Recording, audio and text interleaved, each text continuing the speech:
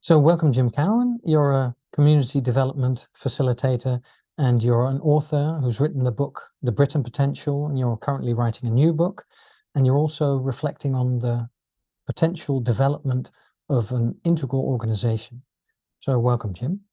Thank you. Can you say something about your background and how you got into integral theory and perhaps then lead into the Britain Potential?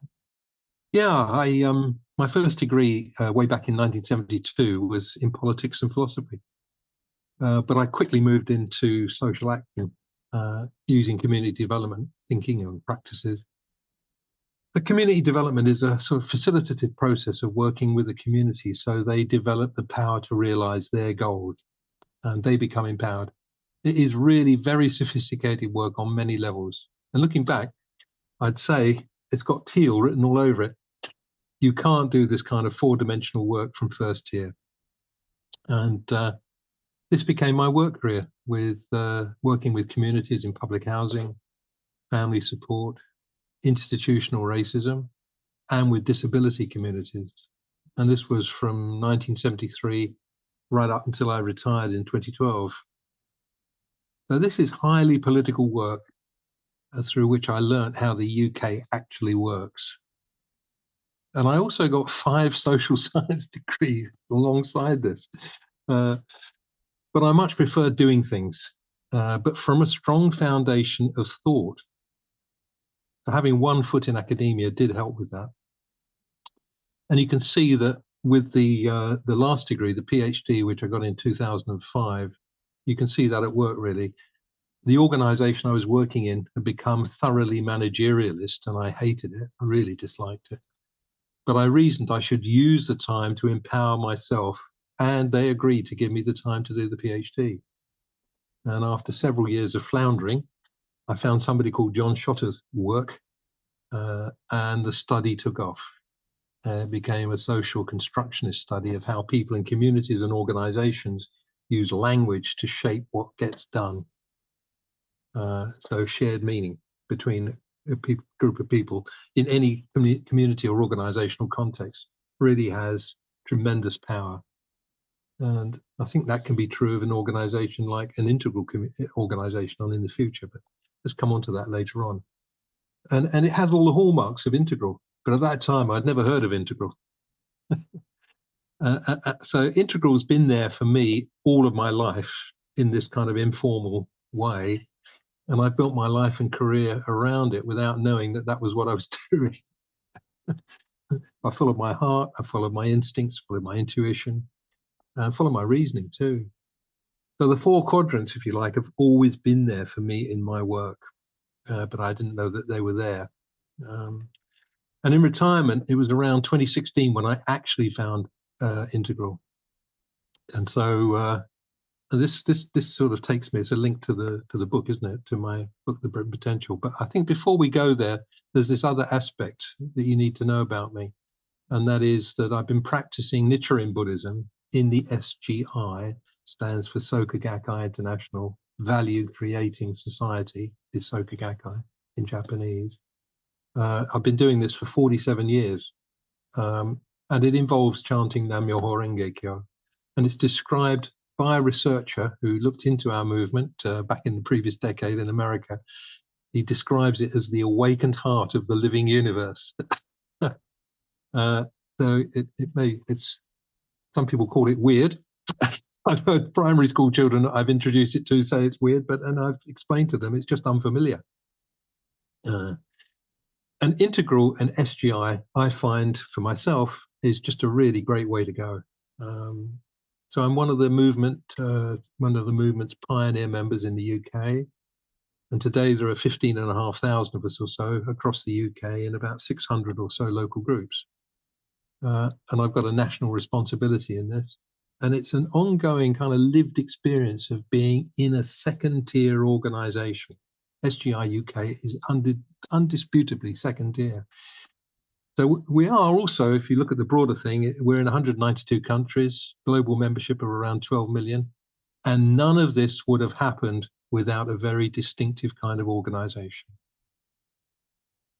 So that's kind of giving a sense of some of my preoccupations, some of my background, some of my experiences, if you like. Yeah, so before we get into the book, let me ask you to perhaps give some concrete examples to make what you were speaking about more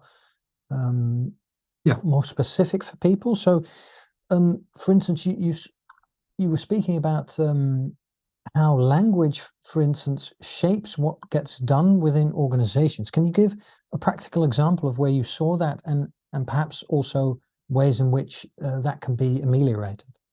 Yeah,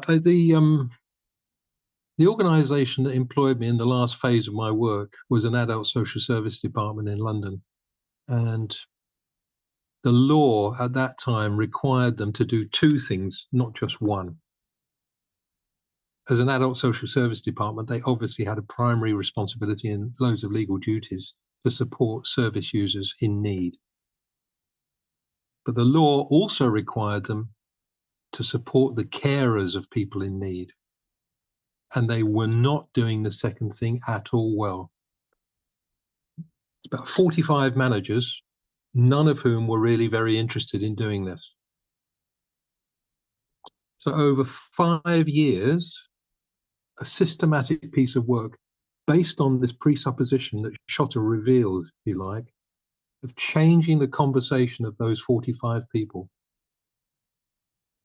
And it climaxed when a group of, I think it was about 12 carers who had researched with other carers in the local authority, came into the organization and spent a day with those managers. And the presentation they started the day with turned 45 managers, they were just in tears. They just realized so directly from the horse's mouth, they've got to make these changes. When that changed, the wind was behind the sails of getting systems in place, training staff, etc., etc. And what did they share, Jim? What did the carers share with the managers? That I too have a life. And this is what it means to me to lose that life. And if I lose that life, it's all going to fall on your shoulders. And my heart is for the person I care for. Help me do that. You know, it was sublime the way they expressed it in so many different ways, from their own life experience and from the research that they'd done, and they gave quotes. It just touched people's lives. You know, that's a beautiful story, and indeed the power of what taking the perspective of another can do, indeed. And if people can give you access to your perspective, how that can change how they see you, and how they perhaps work towards your benefit. So thanks for sharing that. What's really interesting is coming out of it, it was that all those carers became really powerfully empowered and supported each other and became a powerful force for carers in that local authority. And the charity working with carers in the local authorities praised that work and praised that authority organization for the first time ever, having done something worthwhile. And interestingly, it empowered the managers too and the staff. So it really was a win. Yeah, thanks for sharing that. And just to make it as clear as possible for people what we're speaking about, as I understand it, people who are caring for someone who is unable to care completely for themselves. So, for instance, an elderly person at home, or So let me ask you also to give a specific example of what you were speaking about when you mentioned the Japanese spiritual organization, and you alluded to that sometimes when you speak about, I think you're referring to a particular practice when you speak about this with primary school children, with the chanting. Then, and so what is the? Can you give an example of what that is? I mean, is it something you could even? Yes, in the village where I live, I was asked to come in and talk about Buddhism to a Christian primary school with the vicar present. and the vicar and I understand each other and know each other well. I racked my brains for something that would get through on the level which didn't involve lots of words, because there were 90 primary school children, from the youngest through to the children that were going on to secondary school. And the teachers were there of their classes. And I asked the teachers for a tuning fork. And I said that to the children as they were facing me, could they now make a noise, any noise that they want to make? And pandemonium broke out, and it was very harsh to the ear. They loved doing it. And I said, okay, thank you very much. This represents, you know, society today in a way, or the world that we live in, with all sorts of different people pulling in different directions, doing different things.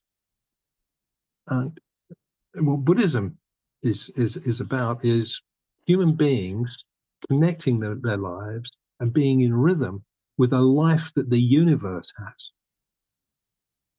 Now that's a big ask of you. So I'm going to introduce you to the tuning fork of the universe. And I'd like you to make this noise. When I make this tuning fork sound, make the same noise as the tuning fork. Ding! And the whole room went ding! I said, this is what Buddhism does. And the way it does it, and the tuning fork of the universe, will sound unfamiliar. But after 2,500 years, it's come down to making this sound. Nam Myoho Renge Kyo. Yeah, I said it sounded weird. But give it a go. I'm going to sit out front, facing away from you, facing the wall. I've got a bell here, and when I've rung it, I'm going to do 3 of these Nam Myoho Renge Kyos, and I'm going to invite you to join in with me and then carry on for a few minutes to enter in your own way the tuning fork of the universe. And they all did. And the moment I turned around and stopped, 90 hands shot up. They wanted to ask question after question after question after question, including the vicar wanted to ask a question. I was there for another half an hour. Yeah. And the teachers were coming up to me one by one and said, I've never seen the children respond to anybody like that. Well, it's a lovely way of framing basically the interconnectedness of all existence. So I'm glad I asked you to give this example. And the other thing, yeah, exactly. And the other thing I wanted to ask you is, when you spoke about undeniably a second-tier organization, the SGI organization, what are the characteristics that lead you to draw that conclusion? So how does that show up in your estimation? Have you read Frederick Laloux's Reinventing Organizations? Yes, I have. Yes. So you've got a clear picture in your mind of second-tier organizations from that. So the power resides in clusters of members of that organization. Teams. In the SGI movement, the fundamental basis for the whole organization is the local group and the individual. We want the happiness, we want to treasure each individual, and their local group is a really primary way of being able to do that. We don't focus on the organization, we focus on the individual, and we focus on that local group. And so everything that's at a different level, and so there is a nested hierarchy of support for that to happen. So the local group is in a bigger group. The bigger group forms an even bigger group, and that bigger group forms a bigger group. And we've got leadership of young people, so young men, young women. We're getting towards a leadership of non-binary as well, and gender fluidity. And we've got men and women at every level throughout the whole organization, including the governing body. So over 50% of the governing body are youth.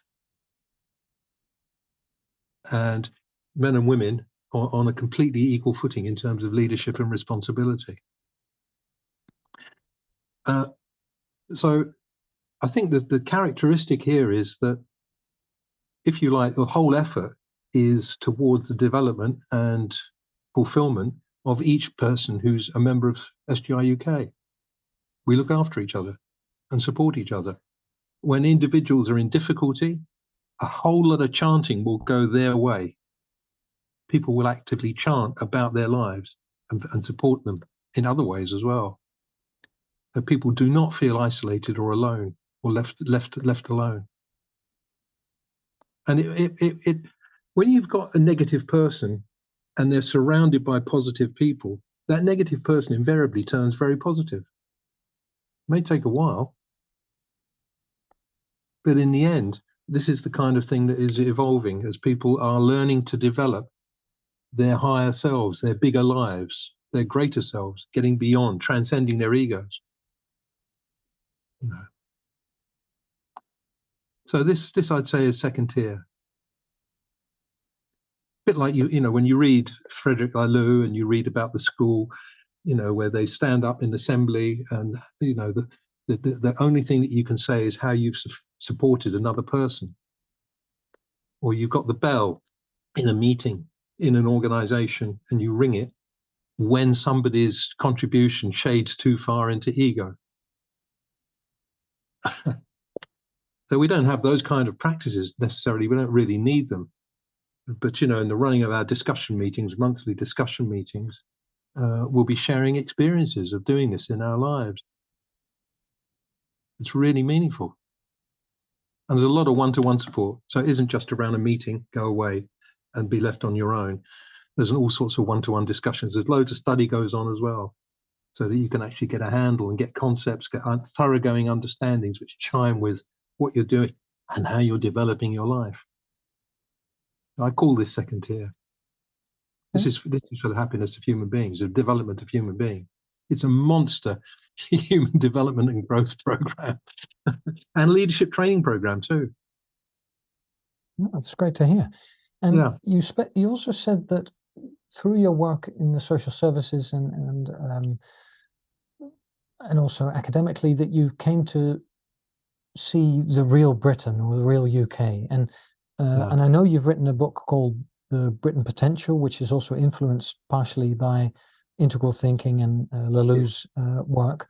So was that a response to sort of, because when you said that you saw the real UK, it sounded a little bit like a disillusion. Was that the motivator for you to write the book? No, I don't think it was disillusion. It was like scales falling from your eyes over a 40-year period. You know, you keep seeing the self-same stuff going on. Interaction between national and local governments, the way that the infrastructure of civil society works in relation to state services, the power relationships that set up between councillors, etc., etc. So yeah, you know, you're working with communities, you need to have so much more understanding, you know, as to how the things are working in that whole context. And you have to find things out, and you do it through experience, not through books necessarily. So I retired in 2012 I retired, and so by 2016 there was an itch going on inside me, a voice inside me telling me to turn my community development experience into a book. You know, just you can't just let it sit there, Jim, because there's been lots of success, you know, and it's a story. It's got lots to say.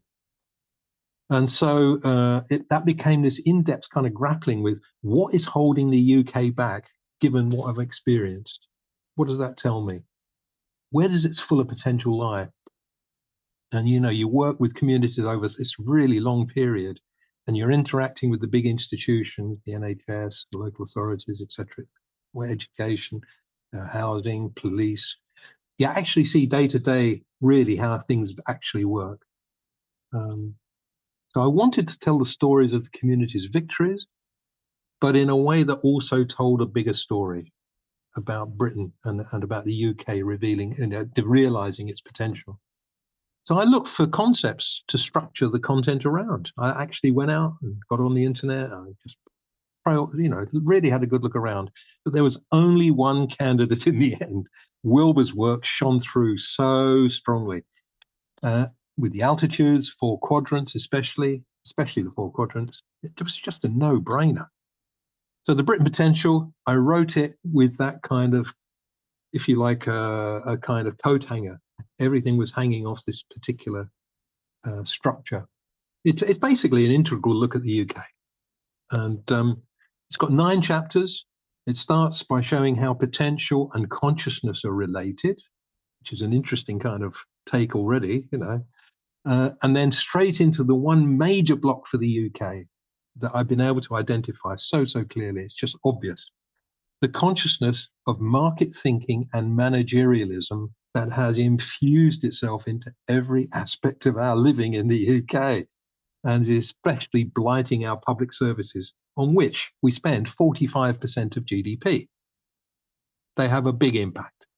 What the public services are doing impacts the culture. So I then shift over to show how the 3 strongest drivers of fulfilling 4-quadrant potential, and those 3 drivers are families, communities, and organizations, that they've also been blighted by market thinking and managerialism. And I show what teal versions are doing in those 3 arenas. I give teal examples, teal-orientated examples. And that it's obvious that they really do realize potential.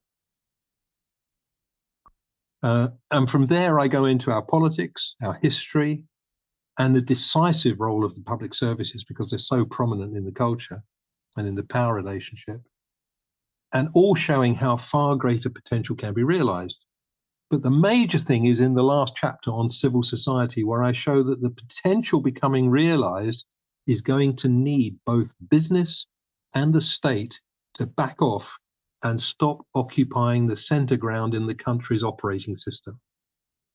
And when civil society becomes central, with the state and business supporting it, we will see the UK finally realizing an awful lot more of its potential, is the argument.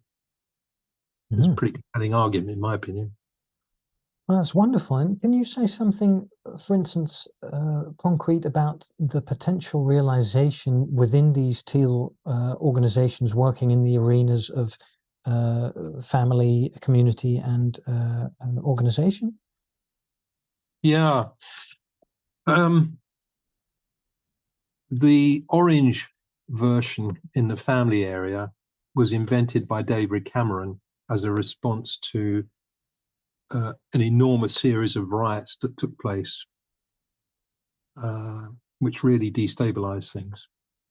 And his response was to create a troubled families program. And he got local authorities to work with troubled families, which of course they were already doing. He invented a thoroughly orange type, he thought, incentive payment system from national government to central government. And if you look at that section of the book, I give chapter on verse of the fact that it was meaningless. Local authorities went and did an assessment, ticked all the boxes, and went away.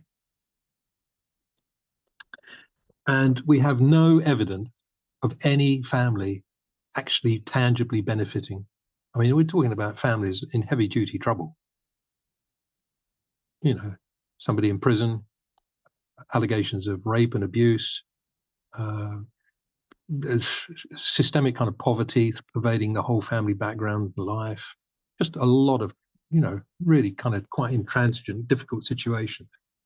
Such families, by contrast, were at that very time being worked by an organization called Participle, which used design principles to create peer-to-peer networking of such families, and had such families deciding on the use of a portion of a budget from their local authority used to support them to move forward in their lives. They started up businesses, social enterprises. They started doing all kinds of imaginatives. They started networking with each other. Participle expanded this to be offering peer support amongst older people. Well, unbelievably effective, unbelievably successful, and costing peanuts compared with local authority budgets.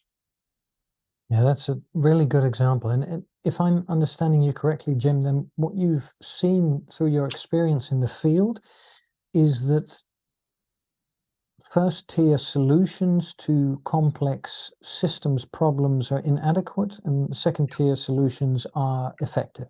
Yeah, no question, no question. So you mentioned civil society. Now, I'd like you to take us further into that, because I know the second book that you're writing that doesn't have a title yet, that is about civil society. And I also wanted to frame it in a way, because a couple of years ago, I listened to an audiobook by Anne Applebaum. I'm not sure if you know her, but she studied the Eastern Bloc countries, which were basically dominated by Stalin after the Second World War. So they were under the yoke of the Soviet Union. And one of the things the Soviets did was they eradicated civil society. So they undermined and they destroyed basically. They thought they had. True, but they did it to such an extent that Yes. people became suspicious of each other, and that there was informing on each other. And so for me, that was a very insightful approach that she took to show how important civil society is, and that the things that are basically organized by people outside of the state, as you say, and outside of the market, that these are sort of the connective tissue of a society. Yeah, nicely put, very nicely put, Lee. I'm going to come on to that as we talk about the new political philosophy, because I've drawn in the thinking and the writings of other people who are not integral, because frankly, they add perspective and balance and weight and substance to the arguments, really.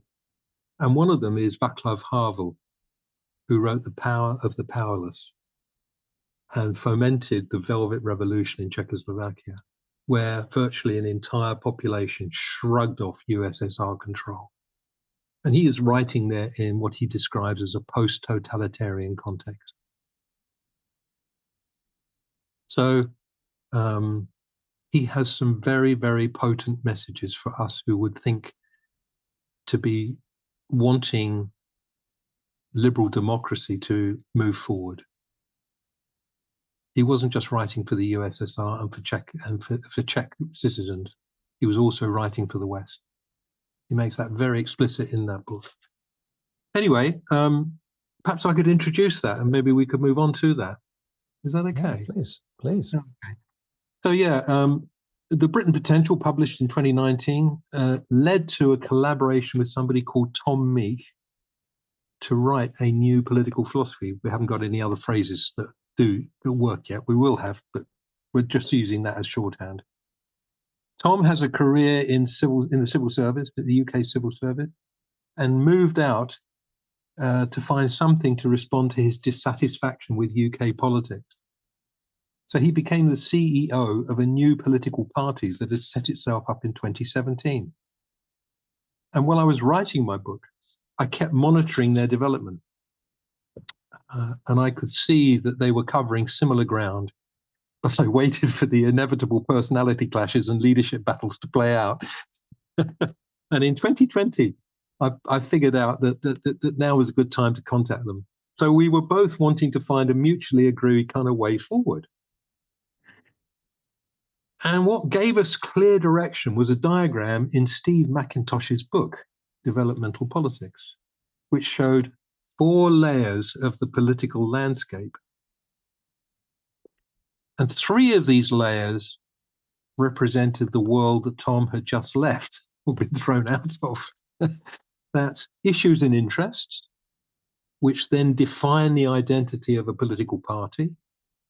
And then through the political party, they get candidates elected into power. So those 3 layers, issues and interests, then parties, and then election. But what transfixed us was what this whole superstructure rested on, which the diagram called the bedrock. So the bedrock contains the body of ideas that gives rise to everything built from it. Basically, the complexity that is liberal democracy. So we could clearly see that the path forward for changing the superstructure is less to do with getting into the minutiae of the existing superstructure, which can be self-defeating. Rather, it's about building a better body of ideas. So hence our work over the last 18 months to write a new political philosophy. It's one hell of a challenge to set yourself, I can tell you. So we're now seeing this work as being about understanding the current crisis of legitimacy in liberal democracies and the opportunity that that represents for Integral. Now, I have to say, Tom is not 100% an integral person, but he's getting there. And the fact that I'm working with somebody who's not into Integral is really refreshing, because I have to justify, I have to argue. He feels at liberty to critique. And it's a great balancing kind of framework, really. But he's really impressed. He's also impressed with the SGI movement, neither of which he'd heard of beforehand. So, you know, I think it's good practice, if you like, to be reaching out in this kind of a way, to be collaborating in this kind of a way. So in the UK, the dominant mainstream strategy that we are seeing is one of patching up the liberal democratic framework. And for Integral, we're thinking that a bolder strategy is called for, not patching up, let's be bold. And that is one of aiming for what lies on the other side of liberal democracy. I mean, we know what lies on the other side of dictatorship and authoritarianism. It's totalitarianism. We know that, and post-totalitarianism. But we don't know yet what lies on the other side of liberal democracy. And could it be a democracy in which Integral plays a leading role? So we're inspired by this from Ken. I'm going to give you something from Ken, which I think is really goes to the heart of the sort of project we're undertaking, because I think it summarizes the work we're doing too. It gives us a roadmap to stay on track, because we're writing a new political philosophy that carries conviction. A lot of ground has to be covered in very exciting, readable ways, so attention is held by readers. So this, I think, is helping us to stay on track. And I'm just going to read through it. It's 2 or 3 paragraphs from Revolutionary Social Transformation, which I think was put up on Integral Life fairly recently, as something that they'd forgotten they had or had found recently, you know, and an older piece of writing that hadn't appeared recently, but they thought was very relevant for today. They weren't wrong. So I'm going to read this, and the first sentence is baffling, but the rest of it explains the first sentence. Okay. Legitimacy refers to adequacy in horizontal translation, and authenticity refers to adequacy in vertical transformation. Thus, authenticity is a measure of the degree of depth or height of a belief system, so that a turquoise worldview is more authentic than an amber worldview. And legitimacy is a measure of how well that worldview functions at its own level. Okay? A particular worldview can be very legitimate or happily accepted by most members of the culture, but not very authentic. It might be a magenta or red belief structure. On the other hand, some worldviews might be very authentic, representing, say, turquoise or high vision, logic, cognitions, and yet not be very legitimate or not accepted by the ruling or the ruled classes. So a legitimation crisis of legitimacy, in the broadest sense, is a breakdown in the adequacy of a particular mode of translating and making sense of the world. That is a breakdown in the adequacy of a particular worldview and its capacity to command allegiance amongst those it's supposed to be influencing in one significant way or another. And this can occur in any culture or subculture, including the scientific, but it has particular relevance in the political arena. Thus, a governing body, chieftain, ruler, monarch, plutocracy, aristocracy, democracy, is said to be legitimate if it's widely accepted by the governed, or if alternatively there are good legal moral reasons for supporting it. A legitimation crisis, a legitimacy crisis in the broadest sense, is a crisis of faith in the prevailing worldview and in the governing bodies representing that worldview. So, you know, what we're saying here is this is what's facing liberal democracies.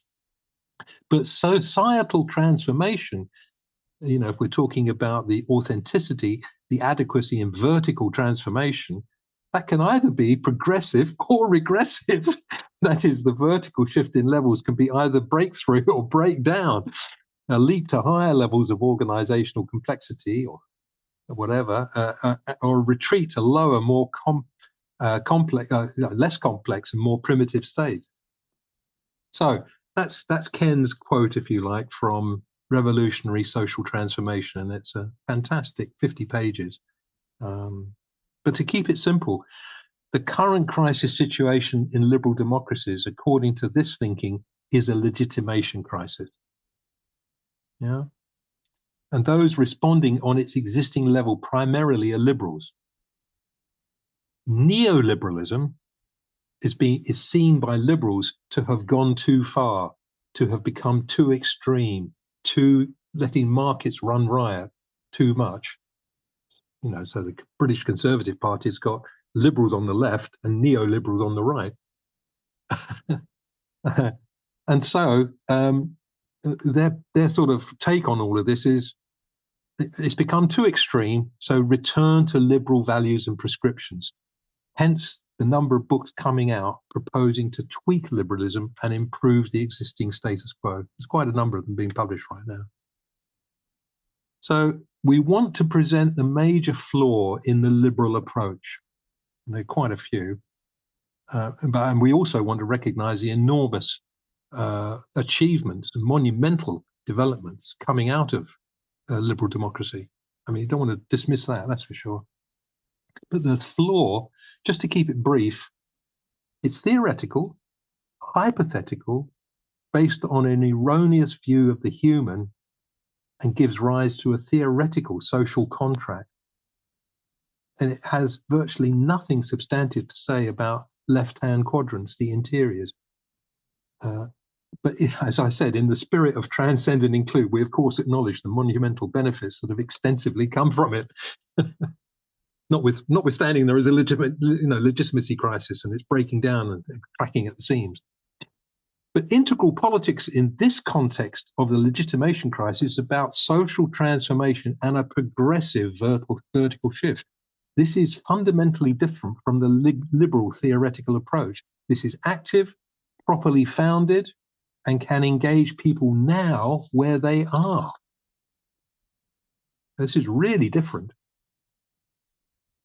So the way we've interpreted this is to say that our work so far has been about a core of a new, integrally informed political philosophy with 10 topics. These either cover the classic areas of political philosophy, things like freedom, justice, markets, and democracy, or they ring these around with topics that the old thinking never developed, but which integral draws us to, and which help float the 4 core topics upwards to a more authentic approach. Hence the 10 topics, 4 at the core and 3 either side of the, ringing these 4 around, sort of pushing them upwards, as it were. So the kinds of things we have in mind to better understand is how we as humans now function, which integral says loads, and it's all really well founded. There's an awful lot of development there. I mean, just think about Bob Keegan. I think, fantastic. And plus, and Ken's work. Also, core values that have a vertical power to move people in that vertical direction. The fundamentally connected environment, self, society at the most fundamental level of life. Decisions was never really properly treated by the old political philosophy. Making decisions. Roles of the state can be completely reshaped when you have those 4 topics with an integral take on them firmly in mind. And then lastly, civil society. So this is the kind of framework that that we've developed. But we've also got ways of keeping ourselves on track with just a few principles. And the first is to keep the central threads of integral, 4 quadrants, altitudes, shadow, lines of development, polarity thinking, even Enneagram. I've got Enneagrams in the justice section, running through the 10 topics, and draw on many other writers outside integral and include plenty of real world examples. So that's a kind of principle for writing this kind of stuff. And secondly, to heed Václav Havel's warning not to be too conceptual or focus too much on tweaks to the status quo. There's 2 points here. The nature of the situation is a severe violation of society and humanity. So we have to develop material which speaks in this multidimensionality way.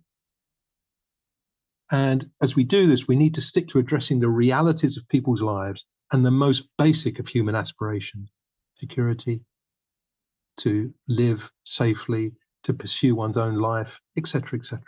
Can you give examples of how the material that you're developing with Tom, how that can be applied? Is it specifically for UK readers? Is it for global readers who are interested in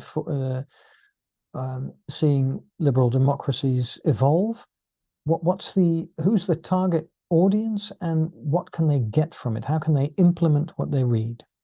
It seems to us that an international readership, probably of people in liberal democracies, all facing the same legitimacy crisis of legitimacy, are looking for multidimensional kind of thoughtful depth of understanding with practicality coming out of it, and are quite capable of making their own translations, and will appreciate concrete examples which for a UK audience will also illuminate for the UK audience. And I think the translations are there for an international readership. I think people are quite capable of making their own translations. Anyway, it's not like that here, but I can see what they're saying, kind of thing. So I'm really excited by what I've been monitoring for the last 4 or 5 years. I've got a spreadsheet with about 380 developments that I've sort of said to myself, look, to be future oriented in some way.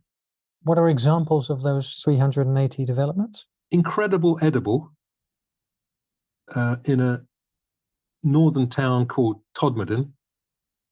Some of the residents felt their town was just decaying around them, and they wanted to do something. So they organized a public meeting and asked everybody what a common language would be. What would they share in common? And the answer was food.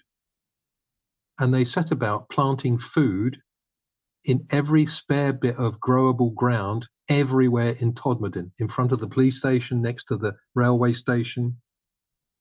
And this has done something that in civil society is known as thick networks, that you get one substantial development and it seeds other developments, which seed other developments, which seed other development.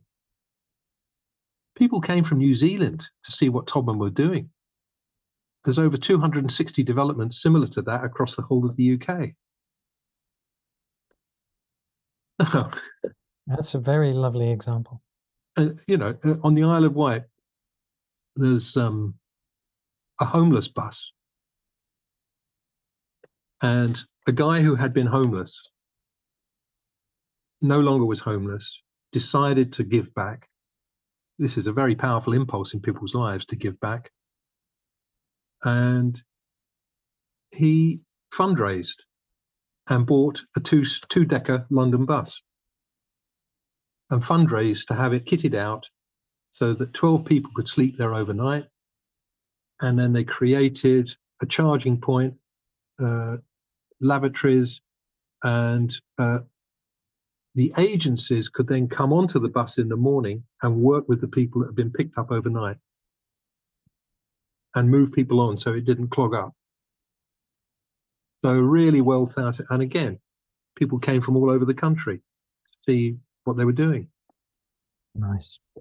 So you have a sort of a spreadsheet with 380 types of initiatives. Yeah. And you were saying indeed that they are sort of indicators of a path forward. I think what they're indicating to me, and there are there are examples in the state services, even though they're blighted by managerialism in the main. There are places in our state services where people have escaped that blighting and are doing really imaginative things. There are some businesses which are doing really great stuff, and I think Britain might be a leader in the creation of social enterprises and community interest companies as a new kind of structure. It's just really taken off. Let me ask you: is the spreadsheet something you could make public so that people could be inspired by the things that you're accumulating? Yeah, we're thinking about the things that could go with this material, and the media that can be part of it. What we're going to have to do, I think, is give people indications of things that they could be doing where they are and inspire them to do things where they are in ways that we don't know about. And part of a website attached to this whole initiative could be a way of collecting initiatives that develop. So we get the 380 out there, plus we get new developments that are responses to this writing coming in. That becomes a kind of lived process, if you will. Yeah, I think many people in the integral community would be very interested in seeing all of these positive developments and perhaps indeed connecting around the things that they could do locally and perhaps even adding their own initiatives or things they've heard of. Yeah, I mean, in Britain, the biggest killer of men under 50 is suicide. And so one of our local National Health Service areas, Merseycare, covering the Liverpool area, were inspired by Detroit, which had started to aim for zero suicide. And the way that they did it in Merseycare was they invited people who were survivors who had attempted suicide, failed, but actually come to and realized they were no longer wishing to, and they overcome the impulse to suicide. Their lives had meaning, they wanted to move forward. They came inside Merseycare and they started to work with the professional staff to develop a 40-minute training program that could be done anywhere, that taught people what to do when confronted by somebody suicidal. And they took the training out into hairdressers and onto building sites. And the suicide rate started to drop.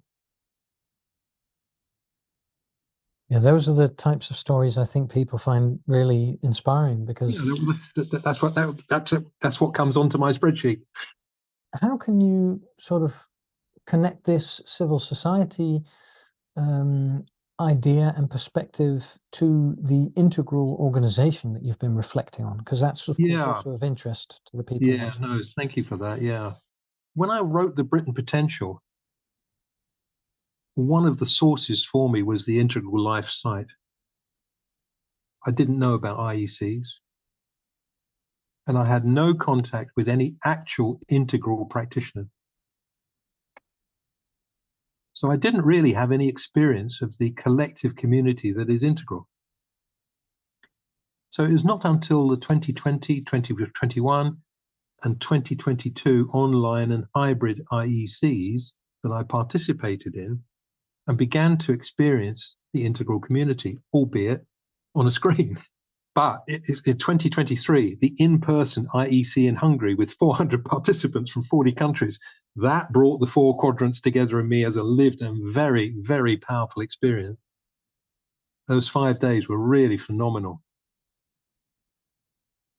And what was always puzzling me was why there was no integral organization, because my mental frame was always saying SGI, organization, integral, no organization.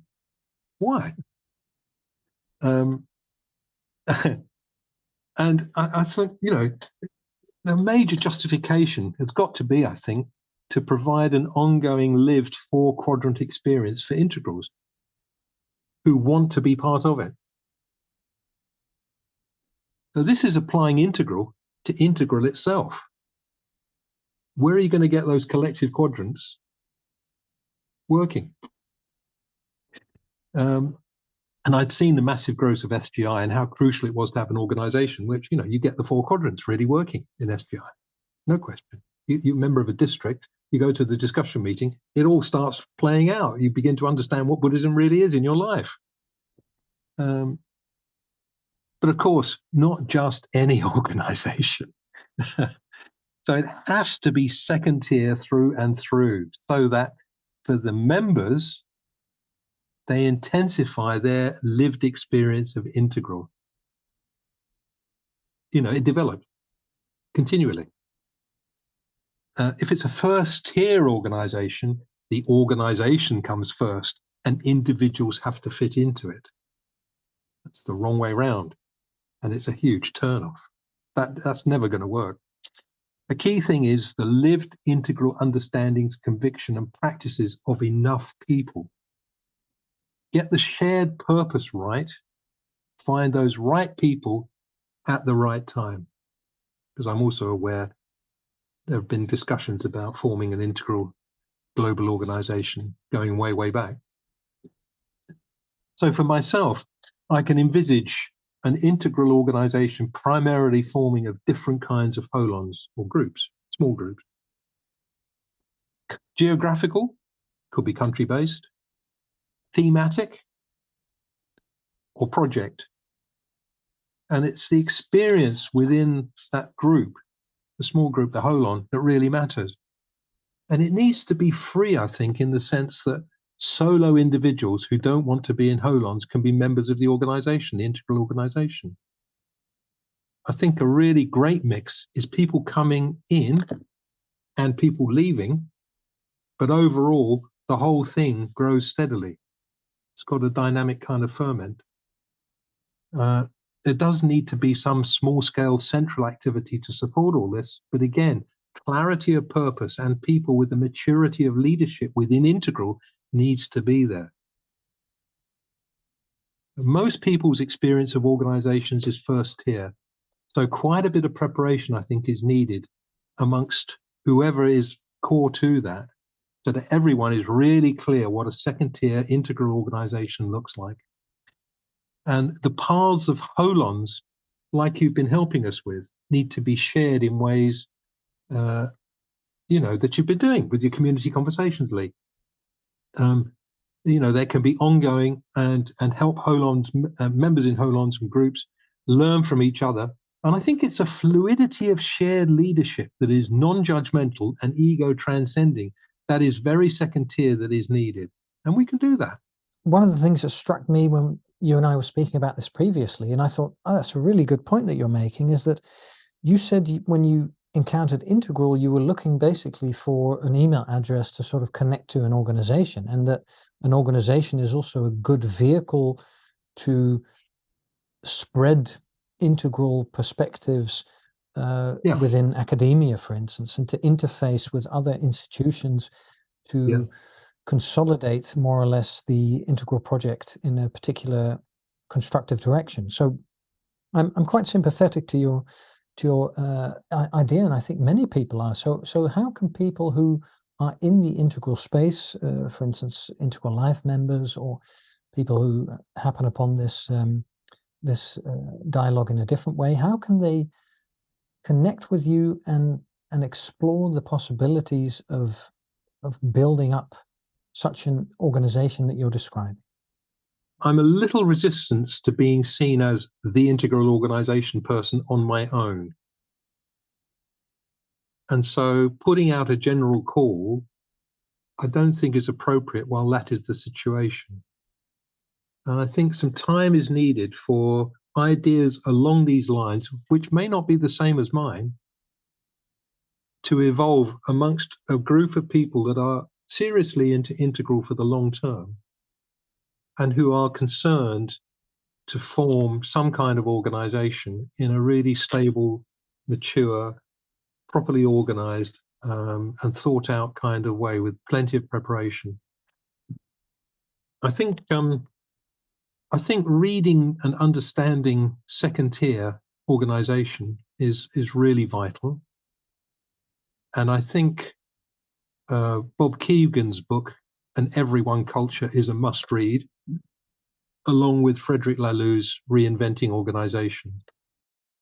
Yeah, that's quite a great perspective that you're sharing. And that's, as I'm understanding you, you're basically encouraging the mycelium, so the underground network of fungi threads, to basically just see what arises and to connect around what gives value and meaning to particular holons which form organically, and then to see how can that serve the greater purpose of integral being or becoming a greater part of civil society and perhaps also political dialogue and political perspectives. Because that's one of my own views, is that you mentioned Steve McIntosh's developmental politics.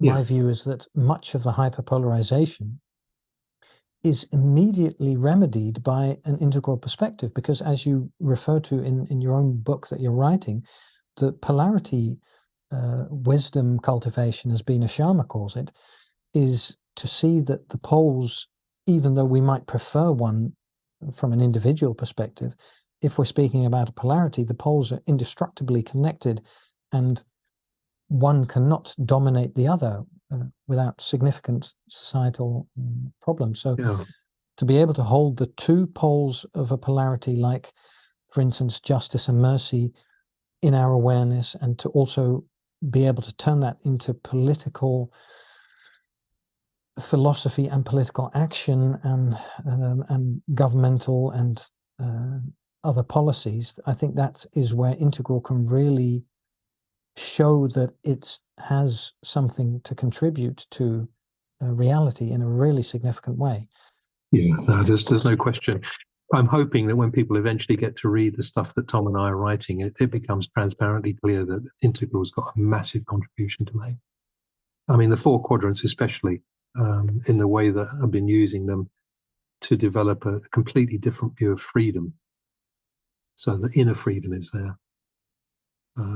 A completely different view of justice, that institutions are able to respond to the sheer plurality, or, if we've got 10 or so Enneagram types, those are a model, if you like, for any institutional fabric to say, yeah, any of these people will be able to relate to this organization or institution.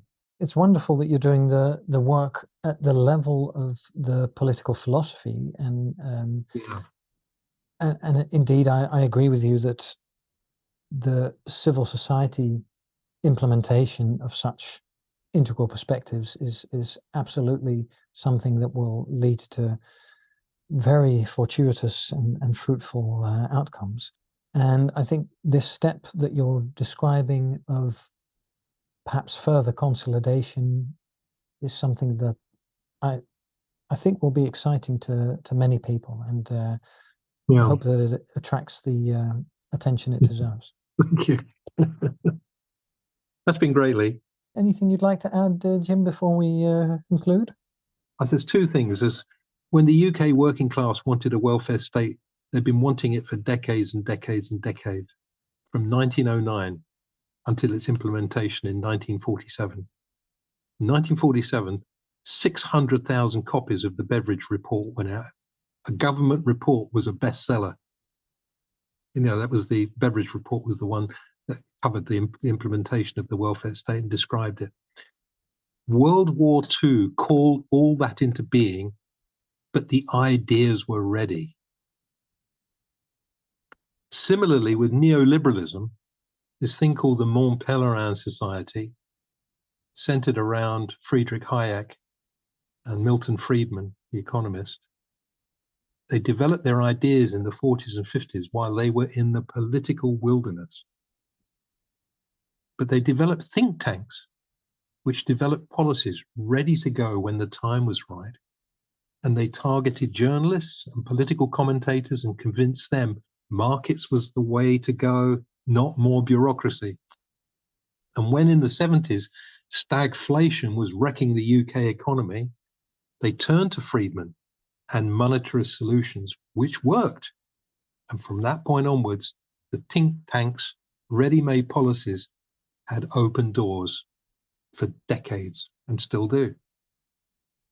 So I think just talking about the new political philosophy, I can see that there will become, in the UK, there will become a crisis or a kind of crisis point.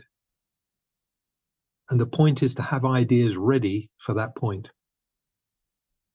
I mean, you know, notwithstanding the fact that people can get on and do things where they are, you know, and take, I think, inspiration and kind of encouragement from the fact that they're doing it alongside other people and there's some kind of bigger plan emerging. I don't think Tom and I think we've got it all. We think there's plenty of other people can contribute to this. And, you know, they don't have to be integrals. You know, it's enough that they're interested in some kind of vertical transformation. That's a really good point. I was recently speaking to Brandon Norgard, and he spoke about the ascending path and the descending path. And the ascending path he described basically as the people who are generating the ideas which lead the pathway to transcendence. And then the descending path is the people who have glimpsed that path and who are sharing that path with people at, let's say, levels of development where they haven't yet had the ability to access those pathways. And he also discussed the distinction between emergence from below and emanation from above, which is also what you were describing, in the sense that policies at a governmental level are emanation from above. And indeed, the other initiatives you were describing, like the homeless bus and the incredible edible, that those are initiatives which emerge from below. So I think it's good that you're taking in that whole space and seeing the dynamics at play. And it, I'm really curious to see what the book becomes. Yeah, well, we didn't talk about target audiences either. You know, we didn't talk like a publisher. And Tom and I are working on that at the moment. I think what we're thinking is that there's probably a quite broad, slim, a bit like The Power of the Powerless that Václav Havel wrote, which just took off across Czechoslovakia because it touched people's lives so directly. And doesn't use loads of jargon, gives lots of concrete examples, but takes people into the kind of psyche of where they are and enables them to feel powerful. And then I think there's something for the intellectuals, for the liberals, for the people that, the political commentators, for the people who have got great integrity and realize there's something missing and they want to read about something more. So there's a kind of a more complex kind of, if you like, thing. So there may be two publications, but I think Frederick Laloux, in producing the 3 videos to do with the week, on environmentalism and the fostering of discussion groups, has given us a good methodology for, enabling ideas to move around free societies. We should use that ability, that freedom that we have. I think, that there could be a website to support and, maybe even courses, I don't know. But there's lots to say, and we definitely need some philanthropy to put some money into this. So yeah, it's been great talking with you, Lee, and thank you so much for drawing this out of me. My goodness me, what you've got a little mountain out of me. There's a much bigger mountain sitting behind me, I'm afraid. Yes, of course, yeah. No, it's great to hear about your progress and also about the Britain potential and the possibility of an integral organization emerging from the integral community. Okay, thank you so much. Bye.